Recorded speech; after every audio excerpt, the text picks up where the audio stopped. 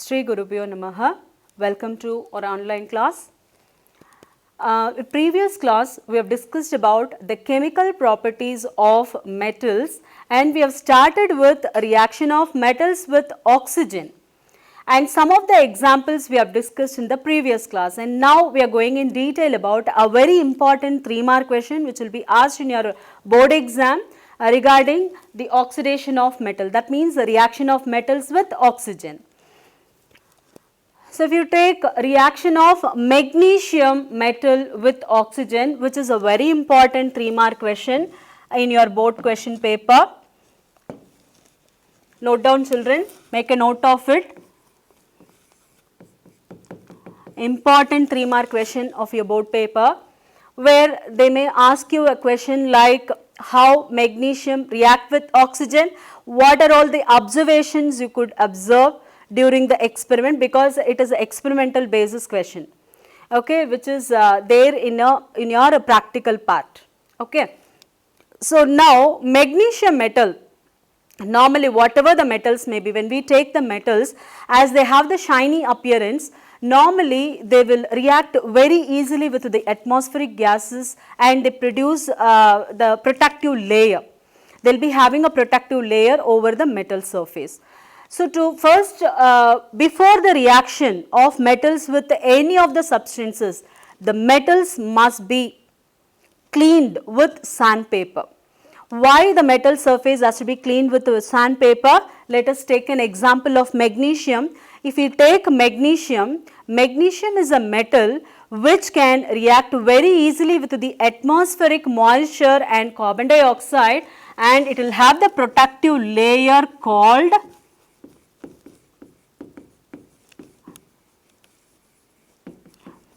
basic magnesium carbonate.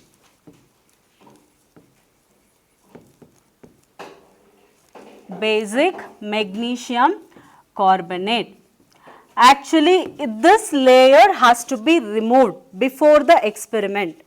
So, if you remove this protective layer, then only we will be getting the product which we expect. Okay. So, that whenever the magnesium ribbon is introduced for an experiment, before that we have to rub it with the sandpaper to remove the protective layer. So, that now the magnesium ribbon is ready for the experiment. Okay, children. So, that when it is reacting with the oxygen, then what happened? What are all the observations you could observe? Actually, the magnesium ribbon will burn with dazzling white flame. Okay, dazzling white flame.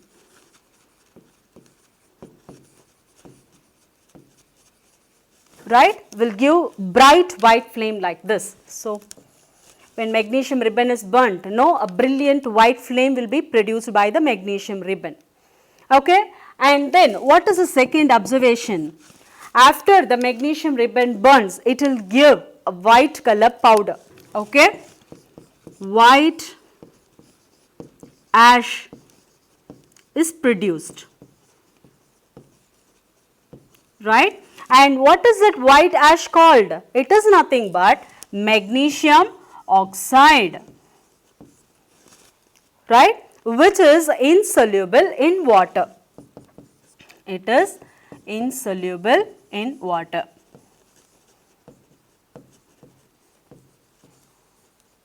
Do you remember, children, we have learnt about the bases already? Okay. See, bases are called as alkalis when the bases are dissolved in water, when the bases are soluble in water. Some of the bases will not be soluble in water, and such bases cannot be called as alkali.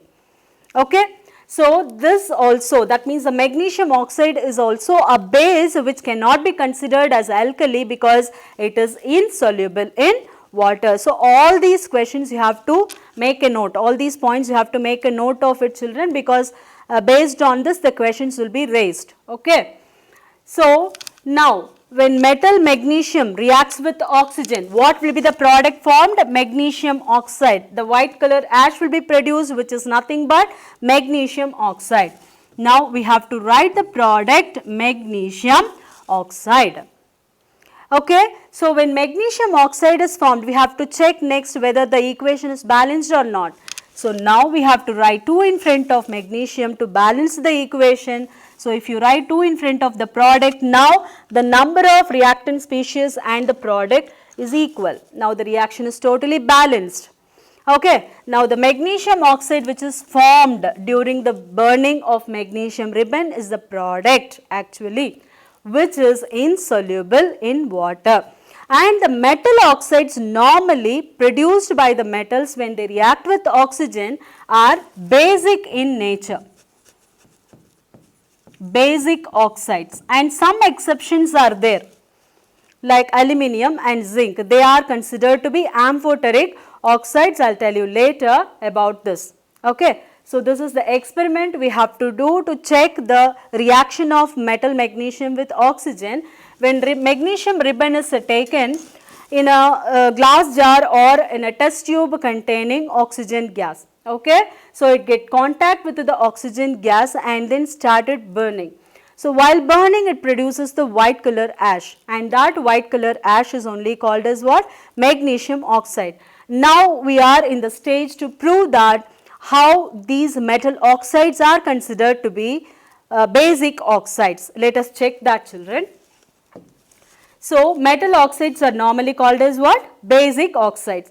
Normally, when we take the nature of oxides produced by the metals, 2 types of oxides are produced by metals. One is basic oxide, the other one is amphoteric oxides. Okay, most of the metals will be producing basic oxides only. Aluminium and zinc are the exceptionals. Okay, they are the exception. They produce the amphoteric oxides. What is that meaning of the term amphoteric? If you take basic, we know that they produces alkali. When they are dissolved in water, they produces alkali. But when the term amphoteric comes, what does it mean? Actually, the amphoteric oxides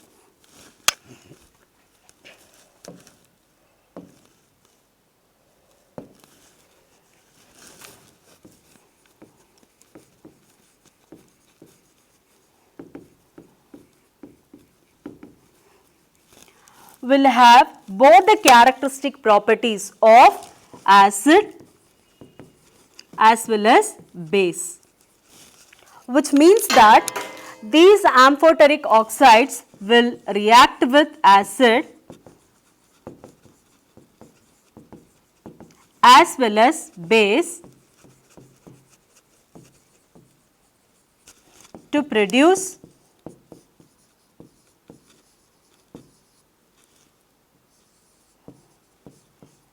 salt and water. So, whenever metal oxide, that means which is amphoteric in nature, when the amphoteric oxide reacts with acid, amphoteric oxide will be possessing the role of, playing the role of basic nature. Whenever it reacts with the bases, they become acid. So, that what will be the resultant product normally in neutralization reaction? Acid plus base gives salt and water are the products. Okay. So, let us check how these basic, that means the other metals, when they produce oxides, how they become basic oxides. For example, let us take magnesium oxide.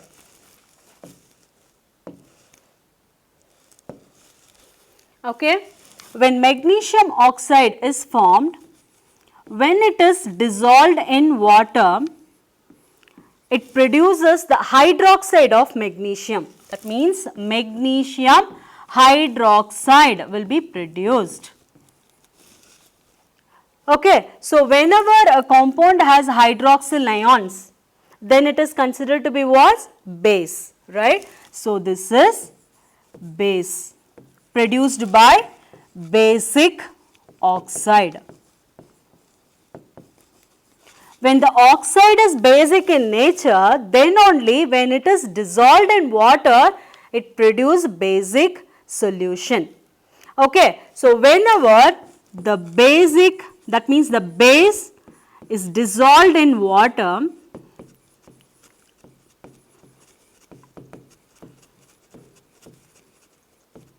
then we call that solution as alkali. Whereas when the base is not dissolved, in water, simply they can be called as insoluble base. Okay, insoluble basic solution. Okay. So, this is how metals produce oxides when they react with oxygen, and most of the metals will produce basic oxides. Only few that means exceptions are there, aluminium and zinc. Okay. So, if they are amphoteric in nature, then what happen? They can react with acid as well as base to produce salt and water as the resultant products. Okay, children. So, now nature of metal oxides. As I said, when metals react with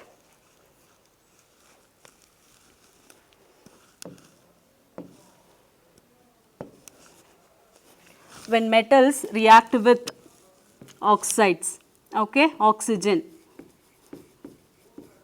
metal plus oxygen will produce basic oxide